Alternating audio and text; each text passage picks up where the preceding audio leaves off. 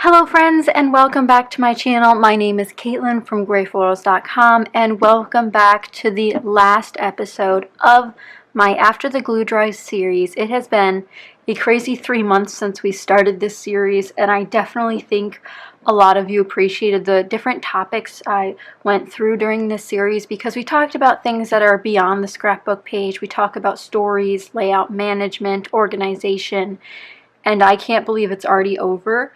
And I know I lost a little bit of steam personally through my actual, going through all of my layouts here towards the end of it, but I think I made the most progress I could have imagined by putting away so many layouts, and I wanted to share with you guys today during the wrap-up of the event sort of what we went over. There's going to be the playlist link down below in case you guys want to look through all of the episodes and remember some of the tips and tricks I shared.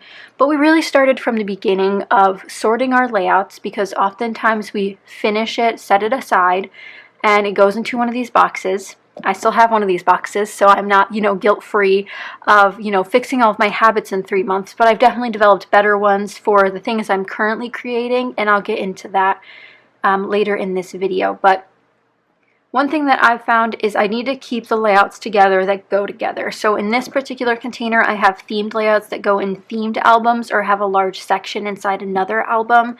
So my DC layouts are in here. They have their own album.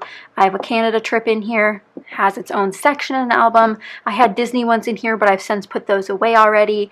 And it's just going to help me keep everything together because I don't scrapbook the same subject every month.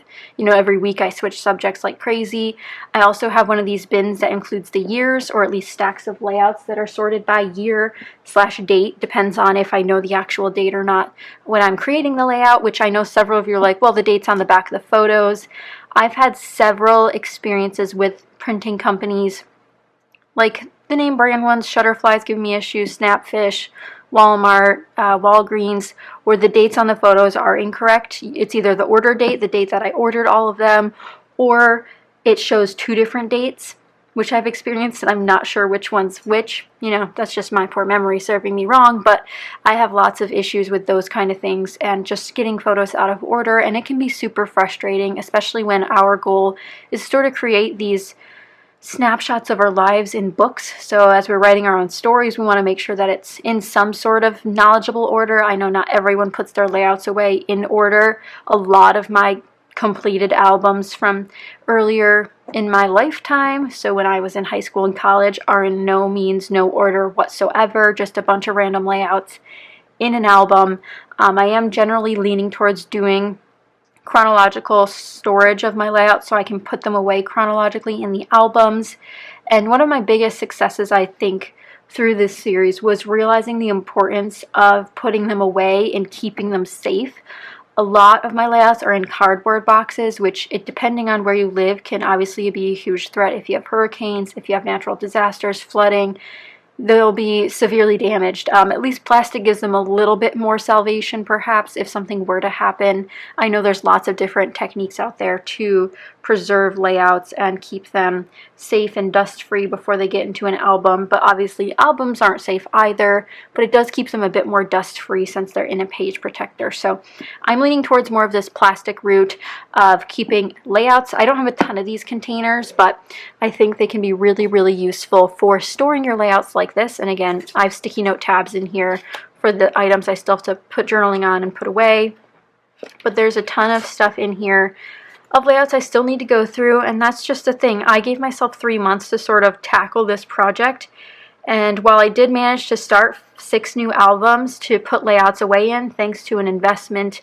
in more albums, which I think is something we kind of forget about when we're trying to budget for our scrapbooking, is that albums cost quite a bit of money. I really dislike how much they cost, but obviously we want high quality, and I did share with you guys that I did get some clearance ones on at Michael's for around $10 each, which is a pretty good deal of their brand, Recollections brand. So look high and low to find those sales. I know albums can be really, really expensive, but if you're someone who doesn't necessarily need a specific color or type, I know some people like the look of all of them matching for a specific year or a specific subject or a specific child if you're doing it that way. So just keep your eye out for those sales and try to invest when you can into those albums, because those are the vehicle that our stories live in until someone decides otherwise when we're gone. So it's really important that you invest in something that won't break easily. I know I probably want to upgrade some of the albums I've purchased because they're already starting to get a little bit of destroyed from moving so often. But obviously I still have a ton of layouts to put away, a ton of things I want to write about. So like this one has journaling, but right now it's just in the DC pile because I have a ton of DC layouts to put away. And I think something that I've specifically started learning and started building upon is the new habits I want to build. So I've been working a ton on my layout management and where I'm putting them, where I'm keeping them, when I can set aside some time to tackle more of them, whatever it might be. But I'm realizing the importance of doing that through this series and through this project that I wanted to do for myself selfishly, but I did want to bring you guys onto the journey, hence this series. So hopefully you guys have learned a thing or two. I know we talked a ton about different journaling techniques, of course, different products for after your layout's done, making sure that everything's glued down so it lasts forever. We really covered a lot in this past 3 months, and I think they're topics that a lot of people don't end up talking about, because usually everyone just wants to talk about the pretty things, and which is really, really fun. I understand. The pretty things are what people are gravitating towards in terms of looking at, watching. It's the easy choice is to talk about the pretty pages, but there's lots that needs to happen after the page is completed. And if you're like me, completed means glued together, not necessarily with a journaling section completed or even a date section completed. It really, really depends. But as I went through and as I continue to go through layouts, like I've looked at a bunch of them because I sorted out ones at the very beginning of the series that were sort of low impact and high involvement, and the ones that needed more work obviously got put to the back burner because I wanted to get as many put away as possible in this 3 months. So I finished all of the low involvement layouts and put those away. Some of these are low involvement, but when it comes to a story that is quite repetitive, like my DC album, I don't want to accidentally tell the same story on a bunch of pages, so I'm gathering those together so I can see where I want to put them in the album and therefore what stories I want to tell, because I went so many different times to like the same places and saw the same things, so I want to make sure that it's captured a little bit differently here and there, just to make sure that it's not boring, but it's not the same thing over and over again.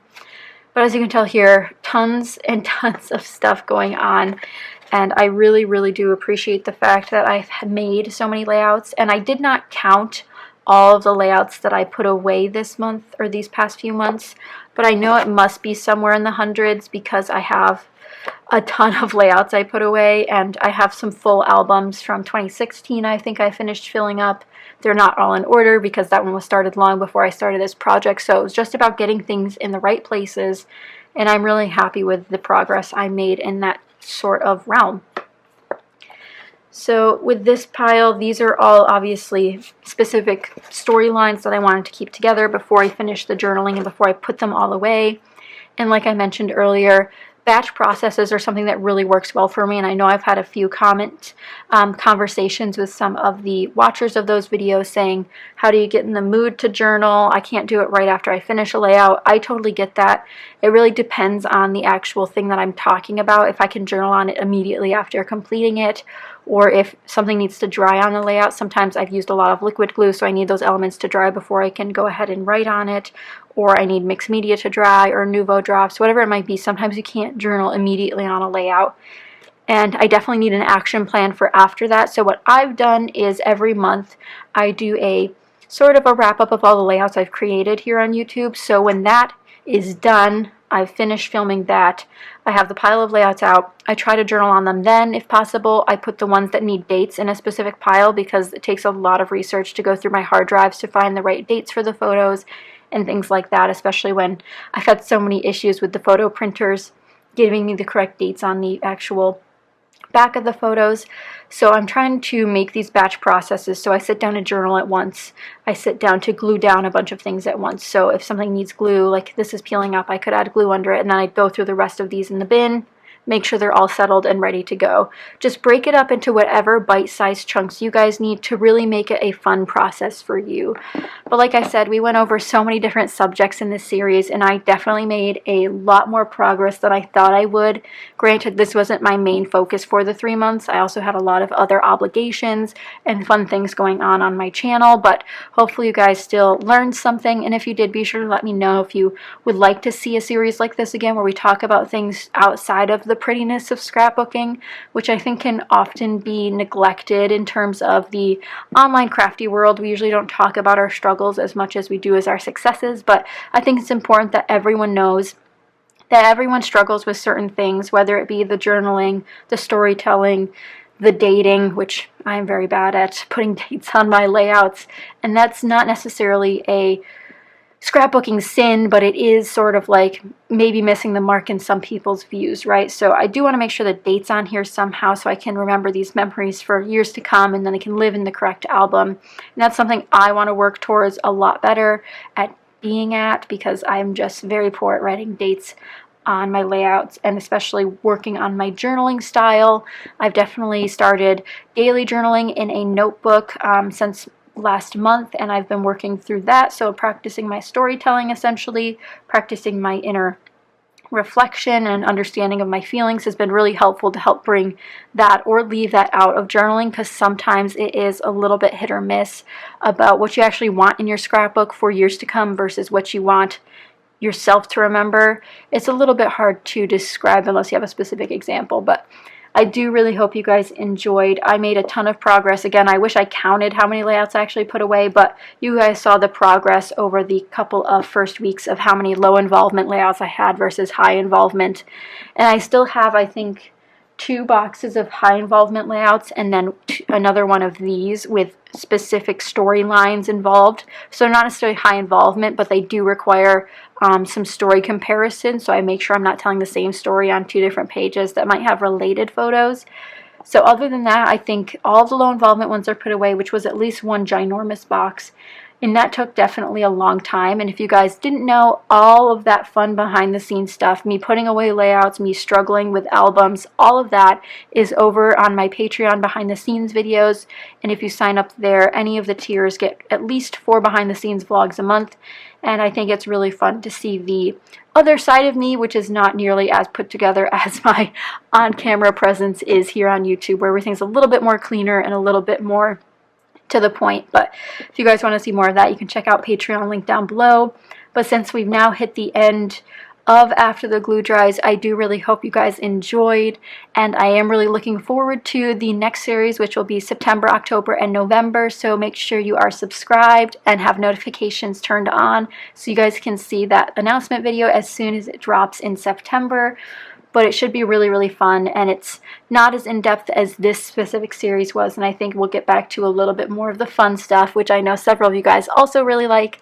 So hopefully you guys enjoyed this entire series. The playlist will live on forever, so if you ever want to revisit, get some new tips, whether it be organizing the layouts in the album, talking about page protectors, or album products themselves. We talked about so much, and I can hardly believe it's already over, but I do sincerely appreciate all of your support on these series. I think they're so much fun to do, just to have something different besides process videos all the time, to mix it up, because this scrappy world can be just process videos sometimes, and I even get bored of those sometimes, despite putting out so many process videos myself. I like to switch it up, so hopefully you guys do too. But thank you so much for watching. Be sure to give it a thumbs up if you enjoyed the series at all, so I know, and be sure to leave me a comment down below with what you enjoyed most, so I can try to incorporate that through my process videos and other elements on my channel. But thank you guys so much for watching, and I'll see you guys next time. Bye guys!